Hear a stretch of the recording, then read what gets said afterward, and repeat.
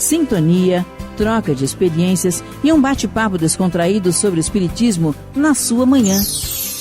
Deusa Nogueira explica a mediunidade no nosso dia a dia. Começa agora, na sua Rádio Rio de Janeiro, o programa Conversando sobre Mediunidade. Queridos amigos, ouvintes da Rádio Rio de Janeiro, Deusa Nogueira, conversando sobre mediunidade. E vamos dando continuidade ao estudo da obra Seara dos Médiuns. Como sempre explicamos, esta obra é de Emmanuel, do Espírito Emmanuel, através da psicografia de Francisco Cândido Xavier. E o objetivo da obra subsidiária é trazer esclarecimentos ou um pensar sobre o texto kardeciano, o texto que está no Livro dos Médiuns. E hoje ele vai falar de um assunto muito interessante do capítulo 14, que trata dos médiuns especiais.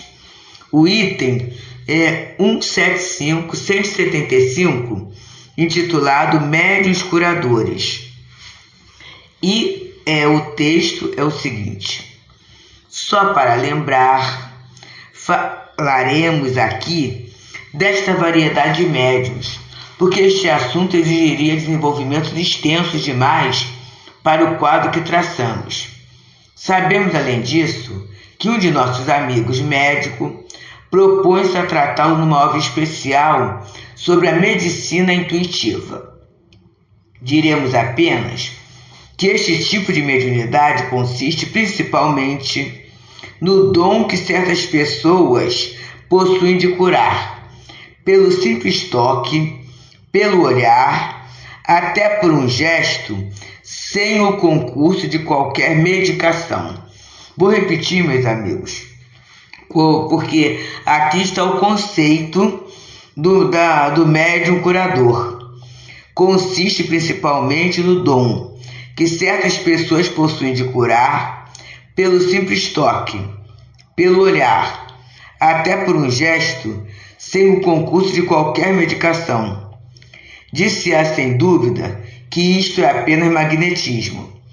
É evidente que o fluido magnético desempenha aqui um grande papel, mas, quando se examina esse fenômeno com cuidado, reconhece-se, sem dificuldade, que existe algo a mais. A magnetização comum é um verdadeiro tratamento contínuo, regular e metódico. Ali, as coisas se passam de modo completamente diferente. Quase todos os magnetizadores são aptos para curar, se souberem conduzir-se convenientemente, enquanto que, nos médiuns curadores, a faculdade é espontânea e alguns até a possuem sem jamais ter ouvido falar de magnetismo.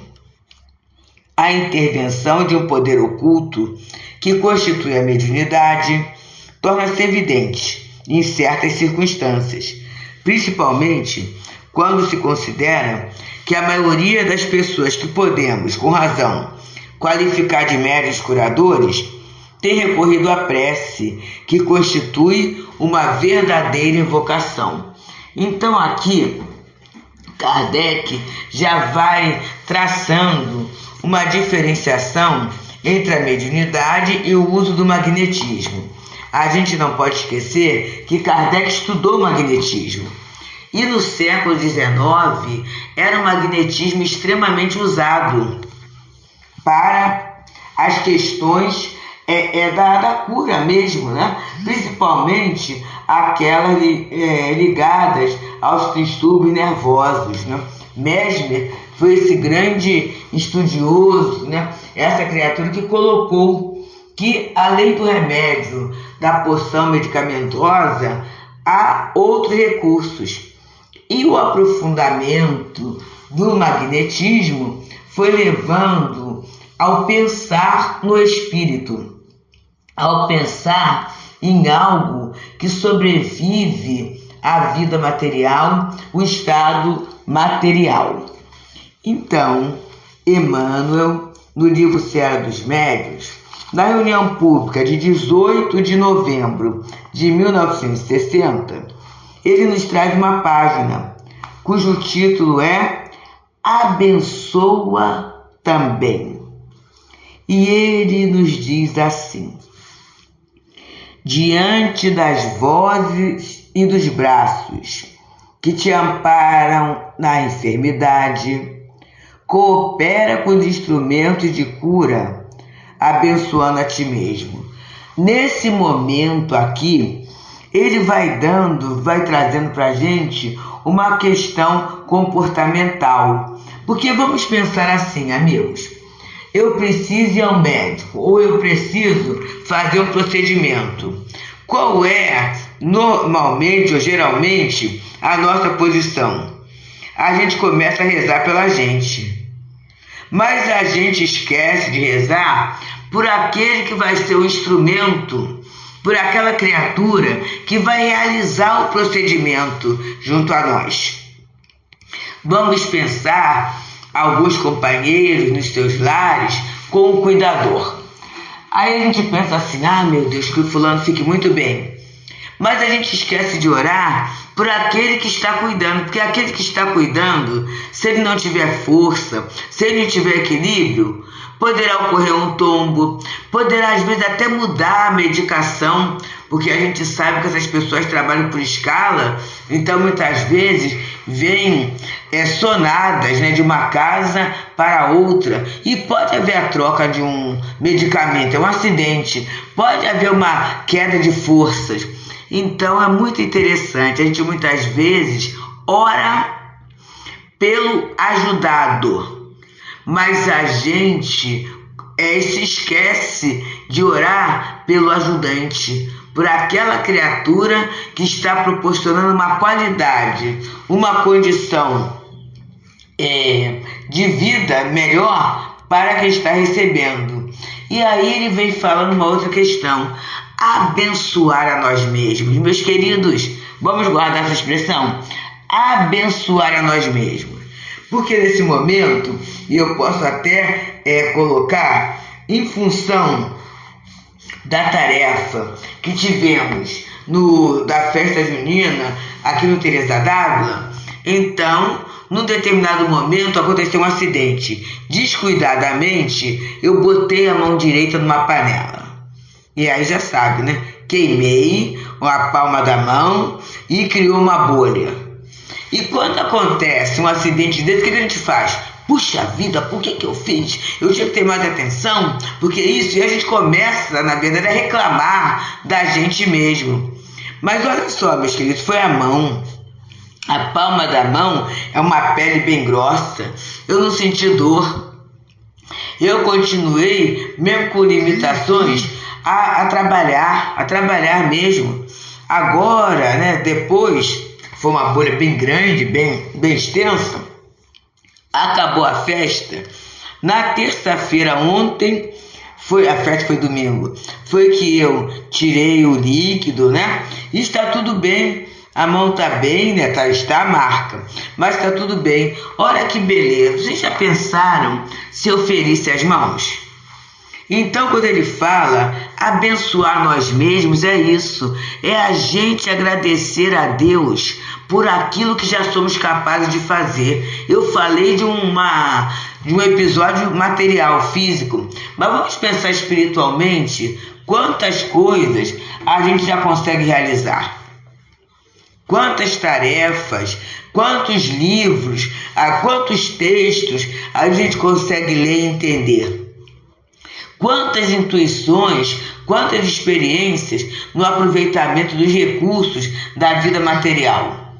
Então vamos abençoar isto. Vamos pensar que há um tempo atrás, às vezes até nesta encarnação, nós não seríamos capazes de exercer essas atividades.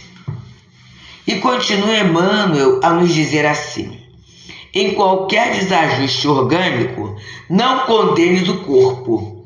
O operário deve amar enternecidamente a máquina que o ajuda a viver, lubrificando-lhe as peças e harmonizando-lhes os implementos. Se não deseja relegá-la a inutilidade e a secura. E eu já contei aqui, mas eu gosto muito de falar sobre a questão do cuidado. Meu pai, Zé Nogueira, ele foi da primeira escola de carpintaria e marcenaria do Distrito Federal, né, que era no Rio de Janeiro. Então, ele foi daquele carpinteiro e marceneiro de mãos cheias, mas é necessário o ajudante. E ele pegava, assim, quase sempre pessoas mais jovens, né, para ensinar o ofício. E é claro que ganhava, né, a pessoa ganhava. E aí a pessoa falava assim no meio do dia: seu Zé, como é, eu vou ficar? Ele falou assim: só posso falar isso no final do dia de trabalho. E aí a pessoa ficava pensando: por que será? Por que será, meus irmãos? Porque no final do dia do trabalho, ele ia conferir. Então, às vezes, aquele rapaz era trabalhador, atencioso, tudo isso, mas ele, quando acabava, ele largava tudo, ia tomar banho e as ferramentas estavam lá. Então, qual era o critério do papai, né? Aquela pessoa que cuida da ferramenta, ele é um bom trabalhador. E vamos observar isto na nossa vida. Nós encarnados, qual é a nossa ferramenta de trabalho? É o nosso corpo físico, né? Então, a gente precisa cuidar do corpo físico. O cuidado com o corpo físico vai demonstrar que a gente é um trabalhador, porque a gente está valorizando aquilo que tem para conquistar aquilo que nós não possuímos ainda. E ele coloca o exemplo do operário aqui, Emmanuel nos fala e continua a nos dizer assim: abençoa teu coração, é um pêndulo infatigável, marcando-te as dores e as alegrias. Vamos pensar, meus amigos, eu estou gravando aqui, o coração está funcionando, eu não estou me preocupando com ele, se está bombeando certinho, como é que está a minha pulsação, não estou preocupada com isso não. E quase sempre nós nem nos damos conta, só nos damos conta quando acontece um acidente. É aí que a gente vai, corre e coloca a mão no peito, mas no dia a dia, na maior parte do tempo, ele está funcionando disciplinadamente, silenciosamente, quer dizer, silenciosamente para a nossa capacidade de audição, né? Com certeza não é tão silencioso assim. Mas ele está funcionando, o coração, ele está funcionando. E a gente vai aproveitando para viver, para correr, para o desempenho das tarefas no nosso dia a dia.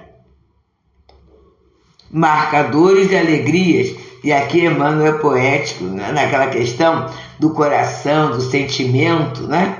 Ele é uma figura poética. E ele continua dizendo: abençoa teu cérebro, é o gabinete sensível do pensamento. Então a gente começa assim: mas não estou esquecendo, e a minha cabeça está ruim. Não está ruim não, gente. A nossa cabeça não está ruim. Ela está dando conta daquilo que ela tem que dar dentro do tempo.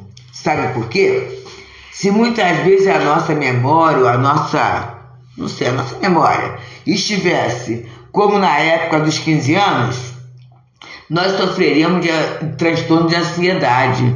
Então os médicos mesmo falam que as coisas importantes ficam, mas as coisas menos importantes a gente acaba esquecendo. E acaba esquecendo por quê? Porque o corpo não vai dar conta daquela atividade toda. E se fizéssemos, poderíamos até cair num estado de doença.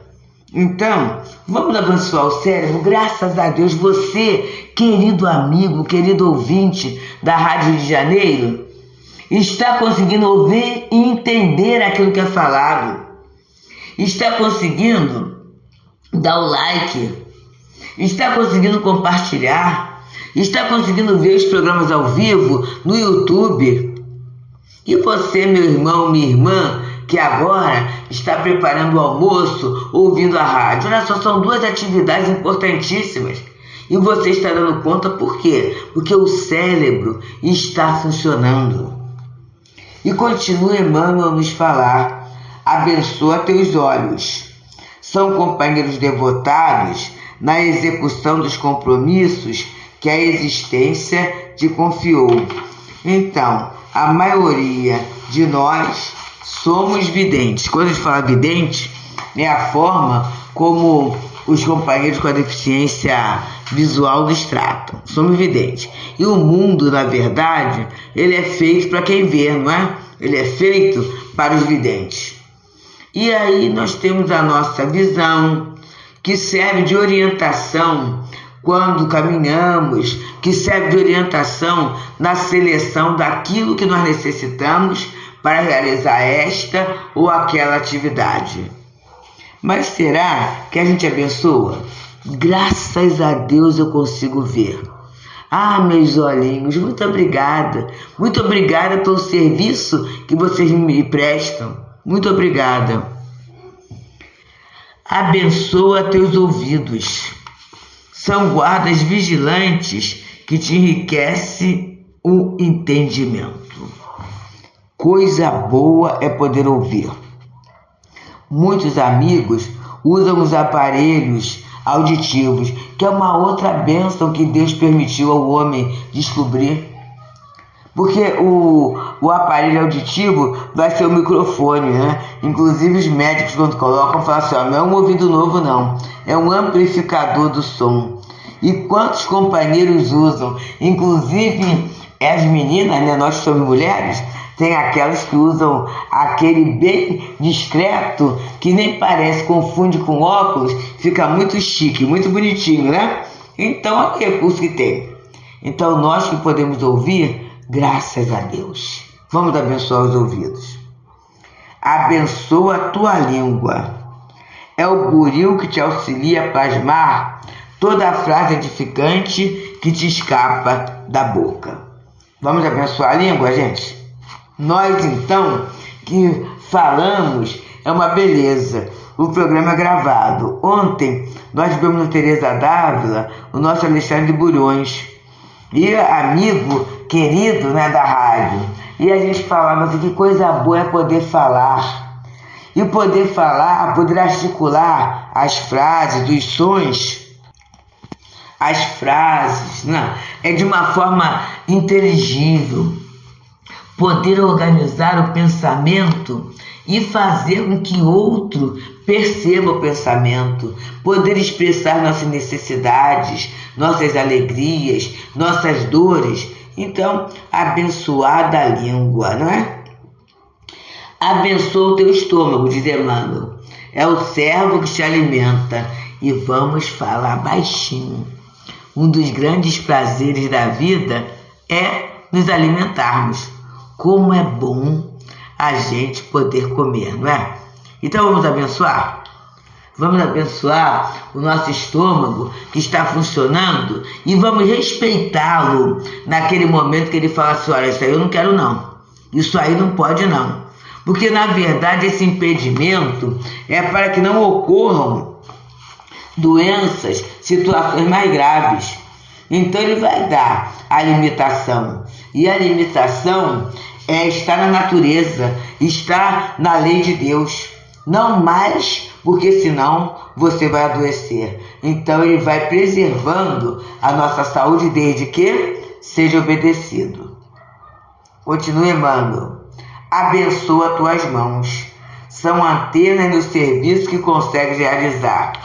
Ontem, na reunião dos médios, antes da reunião pública, no Teresa d'Ávila, uma amiga, a nossa querida Mônica Pimenta, ela falava isso, né? Uma fisioterapeuta, olhando as mãos dela, falou assim: meu Deus, isso que você tem nas mãos, né? Olhando a ressonância, os exames, ela não poderia fazer nada, gente. E ela trabalha mesmo, né? Trabalha doutrinariamente, trabalha dentro de casa, trabalha com os netos. Só para vocês terem uma ideia, ela fez 206 potinhos de cuscuz para a festa junina do Teresa. Então, olha só. E ela fala assim, abençoar das mãos, mas ela fala assim, eu faço rezando. Olha como a sintonia boa nos traz saúde. E ela consegue realizar coisas que muitas vezes quem não sente dor, que não tem problema, não consegue. Emmanuel continua, abençoa teus pés, são apoios preciosos em que te sustentas. Que beleza, né? Olha só, gente, eu olho pro meu pezinho aqui. Então eu calço 35. Ele aguenta o meu peso todinho, né? O peso do meu corpo. E me leva para onde eu quero ir. Que coisa boa, não é, meus amigos? Vamos abençoar os pés? Continua, Emmanuel. Abençoa tuas faculdades genésicas. São forças da vida, pelas quais recebeste no mundo o aconchego do lar e o carinho de mãe. Realmente é através da união sexual que a gente consegue renascer. Mesmo que fale assim, mas aí minha mãe me deu, não me criou, não foi quem eu queria, mas foi quem eu podia, quem eu precisava receber, né? E aí, Emmanuel vai encerrando o bloco de ideias dizendo assim, eis que Deus te abençoa a cada instante, no ar que respiras, no pão que te nutre, no remédio que refaz, na palavra que anima, no passe que alivia, na oração que consola. E aqui eu preciso parar e pensar. Eu preciso parar e pensar e ver se eu entendo que o ar, o pão, o remédio, o passe, isso como recurso que Deus me dá. Porque muitas vezes eu fico pensando, sempre eu fui buscar, mas já pensamos que se Deus não quisesse, eu não sofreria disso? Eu não sofreria desses recursos magníficos que chegam? Então, gente, vamos entender esse movimento todo como bênção de Deus. E aí ele continua e vai encerrando dizendo assim, junto das células doentes ou fatigadas, não empregues o fogo da tensão, nem o corrosivo do desespero. Abençoa também, porque às vezes a gente fala assim, mas eu estou sentindo mal, eu não posso ser delicado com ninguém. Só que a nossa irritação vai piorar a situação. A nossa irritação vai muitas vezes afastar aquelas pessoas que podem nos ajudar. E quando eu falo pessoas, pessoas encarnadas e pessoas desencarnadas. Mas os espíritos não vão entender do jeito que eu estou? Eles vão entender sim. Só que muitas vezes eu fico tão mal, que eu acabo atraindo o quê? Espíritos reclamões, espíritos revoltados, espíritos depressivos, e aí forma aquela nuvem, aquele séquito, né? Em torno, ao meu redor, e fica difícil dos espíritos superiores experimentados, até porque nessa hora eu esqueço da prece, eu entro no desespero. Então ele vem falando para nós, todos nós, queridos, estou doente, né? Meu corpo está doente, as células estão cansadas, mas vamos abençoar e agradecer pelos serviços que elas fizeram e pelos serviços que estão fazendo. Porque quando eu começo a perceber isto, é sinal que muita coisa ainda está funcionando. Vamos agradecer pelo que está funcionando em nós no dia de hoje? Muita paz. Deusa Nogueira explica a mediunidade no nosso dia a dia. Programa Conversando sobre Mediunidade.